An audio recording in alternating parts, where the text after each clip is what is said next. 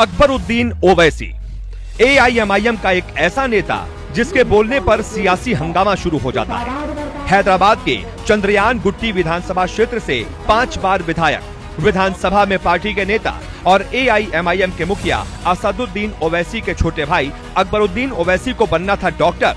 Doctor की पढ़ाई भी की, लेकिन बीच में ही पढ़ाई छोड़कर सियासत में कूद गए। कांग्रेस, बीजेपी हो या मोदी या गांधी परिवार, अपने भाषणों में इन सभी की ये ऐसी धज्जियां उड़ाते हैं जैसे कोई मोहल्ले के नेता की बात कर रहा हो। असदुद्दीन ओवैसी एक इंटरव्यू में कह भी चुके हैं कि मेरा छोटा भाई मेरे से अच्छा बोलता है और वो एक महान राजनेता है। कहते हैं अकबरुद्दीन की सबसे बड़ी खासियत यही है कि वो अपनी सभाओं में अपने समर्थकों की नब्ज पकड़कर भाषण देते हैं। देश में भड़काऊ बयान देने वाले नेताओं की अगर सूची निकाली जाए तो बड़े भाई के कहने के मुताबिक महान वक्ता अकबरुद्दीन का नाम सबसे ऊपर होगा। लेकिन हैदराबाद में यही कहानी पूरी तरह से बदल जाती है। बहुत कम लोगों को पता है कि अकबरुद्दीन एक बार मरते मरते बचे थे। दरअसल 30 अप्रैल 2011 को अकबरुद्दीन ओवैसी पर हैदराबाद के बरक्स इलाके में हमला हुआ था। 3 गोलियां लगी थी। उस वक्त तो गोलियां निकाल दी गईं, लेकिन एक गोली अब भी उनकी बॉडी में फंसी हुई है। बताया जाता है कि उस गोली की वजह से अकबरुद्दीन ओवैसी की बॉडी में आयरन नहीं बनता है। इसकी वजह से हर साल उन्हें लंदन इलाज के लिए जाना पड़ता है। एक सभा में वो इस बात का जिक्र करते हुए कहते भी हैं, 3 गोलियां खा के भी घंटे भर से तकरीर कर रहा हूं, कोई बोल सकता है? अकबरुद्दीन ओवैसी का जन्म 14 जून 1970 को हैदराबाद में हुआ था। अकबरुद्दीन को खासकर उनके विवादित बयानों के लिए जाना जाता है। उनकी पार्टी का इतिहास ही विवादित रहा है। आंध्र प्रदेश के हैदराबाद ओल्ड सिटी में करीब 40 सालों से भी ज्यादा वक्त से ओवैसी परिवार का राजनीतिक दबदबा बरकरार है। सुल्तान सलाउद्दीन ओवैसी ने इस पार्टी की शुरुआत की और अब उनके तीनों बेटे इसे आगे बढ़ा रहे हैं। अकबरुद्दीन को ओल्ड सिटी का बाहुबली कहा जाता है। बड़े भाई की तरह इनको भी बाइक चलाना पसंद है। एआईएमआईएम के मेडिकल कॉलेज के सर्वे सर्वा अकबरुद्दीन ही हैं। बहुत कम लोगों को पता है कि हैदराबाद में सबसे ज्यादा फ्लाईओवर अकबरुद्दीन के विधानसभा क्षेत्र में ही है। अकबरुद्दीन ओवैसी का 15 मिनट वाले बयान पर खूब बवाल मचा था। बाद में उनकी गिरफ्तारी भी हुई थी। एक सभा में अकबरुद्दीन 15 मिनट में हिंदुओं के खात्मे की बात कर रहे थे। 15 मिनट के लिए पुलिस को हटा लो, बता लेंगे किसमें हिम्मत है, कौन ताकतवर है। 15 मिनट हटा लो। 1995 में अकबरुद्दीन ओवैसी इश्क कर बैठे। लड़की ईसाई थी, नाम था सबीना। ओवैसी ने शादी भी कर ली। ओवैसी के पिता इस शादी से काफी नाराज हुए। अकबरुद्दीन के पिता सलाउद्दीन ने बातचीत भी बंद कर दी, लेकिन अपनों से नाराजगी ज्यादा वक्त कहां ठहरती है। 1998 में पिता का हृदय परिवर्तन हुआ। बताया जाता है कि लड़की ने इस्लाम कबूल कर लिया। तब जाकर अकबरुद्दीन की ओवैसी परिवार में एंट्री हुई। अकबरुद्दीन के 2 बच्चे हैं। बेटे का नाम नूर उद्दीन ओवैसी है तो बेटी का नाम कनीज फातिमा ओवैसी।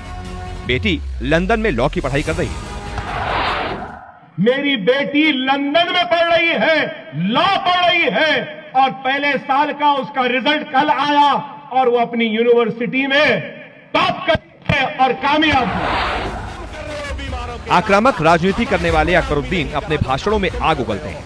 कभी तस्लीमा नसरीन के खिलाफ फतवा जारी करते हैं तो कभी किसी धर्म के खिलाफ विवादित बयान देते हैं। 2011 में ओवैसी ने एक सभा में कहा था, अगर पूर्व प्रधानमंत्री पीवी नरसिम्हा राव अपने आप न मर गए होते तो वो अपने हाथों से उन्हें मार देते।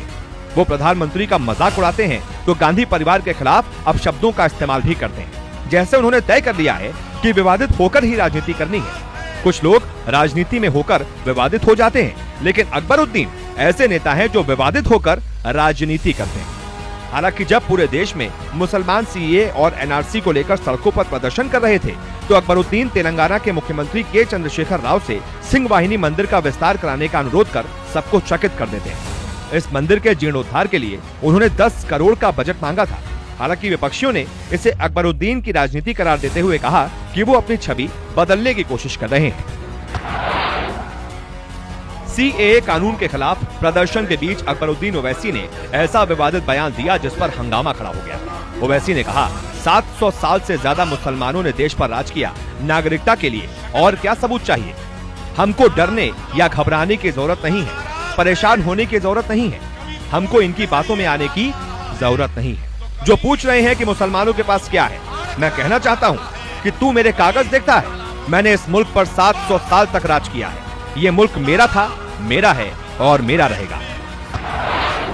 कई लोगों को लगता है कि असदुद्दीन ओवैसी जहां पूरे देश में अपनी लिबरल छवि बना रहे हैं और कामयाबी भी हासिल कर रहे हैं, ऐसे में उनके छोटे भाई आग क्यों उगलते रहते हैं। दरअसल हैदराबाद के बाहर अकबरुद्दीन ओवैसी कम ही प्रचार करते हैं। वो राज्य में पार्टी का चेहरा है, जबकि ओवैसी राष्ट्रीय स्तर पर पार्टी को एक पहचान दिलाने की कोशिश कर रहे हैं। जानकारों का मानना है कि ये पार्टी की एक सुनियोजित रणनीति भी हो सकती है, जिसके तहत अक्सर छोटे ओवैसी भड़काऊ भाषण देते हैं। अभी हाल ही में बिहार विधानसभा चुनाव में AIMIM के 5 विधायक चुने गए। चुनाव प्रचार के दौरान अकबरुद्दीन ने एक सभा में पीएम मोदी के खिलाफ आग उगलते हुए पीएम मोदी को जालिम और शैतान बता दिया। मोदी को 2002 के गुजरात दंगों के लिए जिम्मेदार ठहराते हुए उन्होंने पीएम के खिलाफ कई आपत्तिजनक शब्दों का इस्तेमाल किया। मैं कहूंगा कि हिंदुस्तान का सबसे बड़ा झूठा, सबसे बड़ा धोखेबाज, सबसे बड़ा अदाकार, सबसे बड़ा हातिल अगर कोई है तो वह नरेंद्र मोदी। हैदराबाद के पॉश बंजारा हिल्स इलाके में रहने वाले अकबरुद्दीन ओवैसी की राजनीति ओल्ड सिटी में ही चलती है। यहाँ पर 40% मुस्लिम आबादी है। वक्फ बोर्ड और शिक्षण संस्थानों पर अकबरुद्दीन ओवैसी की मजबूत पकड़ मानी जाती है, इसलिए यहाँ अकबरुद्दीन ओवैसी का नाम चलता है। सोशल मीडिया में उनकी शानदार एंट्री के दर्जनों पोस्ट भरे पड़े हैं, जिसमें गाड़ियों के काफिले हैं, हाथ में गन लिए बॉडीगार्ड होता है, बैकग्राउंड में बाहुबली का म्यूजिक बजता है, तब काला चश्मा और गोल गले का सूट पहने अकबरुद्दीन की एंट्री किसी हीरो से कम नहीं लगती। कभी मिथुन चक्रवर्ती की तरह लंबे लंबे बाल रखने वाले अकबरुद्दीन ओवैसी लड़कियों को पढ़ाने की वकालत करते हैं। एक सभा में ओवैसी कहते हैं, लड़कियों को पढ़ने दो, ग्रेजुएशन करने दो। मुझे एक लड़की और एक लड़का है, मैंने कभी भी इन्हें पढ़ने से नहीं रोका। मेरी बेटी लंदन में लॉ की पढ़ाई कर रही है, वो वहाँ टॉप करती है तो मुझे खुशी होती है। मेरी बीवी उसके साथ लंदन में रहती है और मेरा बेटा यहाँ मेरे साथ रहकर मेरी सेहत का ख्याल रखता है, मुझे टाइम पर दवा देता है, ब्लड प्रेशर चेक करता है। इसलिए लड़कियों को पढ़ने दें, उनको उनका ख्वाब पूरा करने दें। अकबरुद्दीन ओवैसी की राजनीति ऐसी है जो सबको पसंद नहीं है। इसके बावजूद उनकी एक इमेज है जिसे एक तबका बेहद पसंद करता है, खासकर हैदराबाद की एक बड़ी मुस्लिम आबादी। ओवैसी पर कई केस चल रहे हैं, ज्यादातर केस विवादित बयानों को लेकर है। इसके बावजूद वो धड़ल्ले से भड़काऊ भाषण देते हैं, सीधे देश के प्रधानमंत्री को चुनौती देते हैं, जो कि निहायत ही बचकाना है। इससे इनकी आलोचना होती है, मीडिया में हेडलाइंस बनते हैं और इसका फायदा उन्हें मिलता है। जिस दिन वो भड़काऊ भाषण देना बंद कर देंगे, शायद अपनी पहचान भी खो देंगे, क्योंकि सियासत में उनकी बुनियाद ही विवादित बयानों के आधार पर बनी है।